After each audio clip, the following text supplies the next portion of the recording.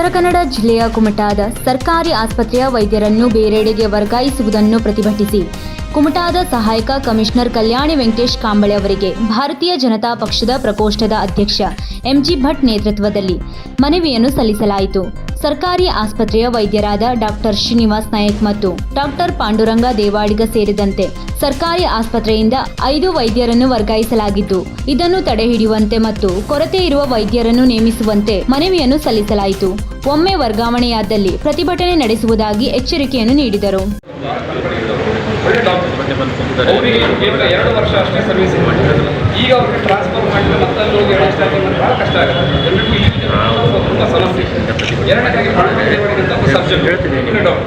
ಹಾಗಾಗಿ ಈ 2 ಡಾಕ್ಟರ್ ವರ್ಗಾವಣೆಗೆ ನಾಳೆಗೆ ಕೌನ್ಸಿಲಿಂಗ್ ಘೋಷಣೆ ಬೇಕಾಗುತ್ತೆ. ಹಾಗಾಗಿ ಈ 2 ಡಾಕ್ಟರ್ ವರ್ಗಾವಣೆಯನ್ನು ಕ್ಯಾನ್ಸಲ್ ಮಾಡಬೇಕು ಮತ್ತು ನಮ್ಮ ಕುಂಟದಲ್ಲೇ ಇರುವಾಗ ಆಗಬೇಕು, ಸರ್ವಿಸಲ್ಲಿ ಇಲ್ಲೇ ಮುಗಿಸಬೇಕು.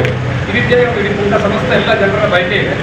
ಹಾಗೆ ಮತ್ತು ನಮ್ಮ ಗೌರ್ಮೆಂಟ್ ಹಾಸ್ಪಿಟಲ್ ಏನೇನು ಫೆಸಿಲಿಟೀಸ್ ಕೆಲವೊಂದಿಷ್ಟು ಇಲ್ಲ, ಅದು ಕೂಡ ಸರ್ಕಾರದವರು ಗಮನ ಹರಿಸಿ ಕೂಡಲೇ ಅದಕ್ಕೆ ವ್ಯವಸ್ಥೆ ಮಾಡಬೇಕು ಅನ್ನೋದು ನಮ್ಮದು ಕಲಾಗಂಗೋತ್ರಿಯ ಪರವಾಗಿ, ಅದು ಕನ್ನಡ ರಕ್ಷಣಾ ವೇದಿಕೆ ಸ್ವಾಭಿಮಾನಿ ಬಳಗ ಎಲ್ಲ ಸಮಸ್ತ ಕುಂಟ ಜನರ ಪರವಾಗಿ ಮಾತ್ರ ರಿಕ್ವೆಸ್ಟ್ ಮಾಡ್ತಾ ಇದ್ದೇವೆ.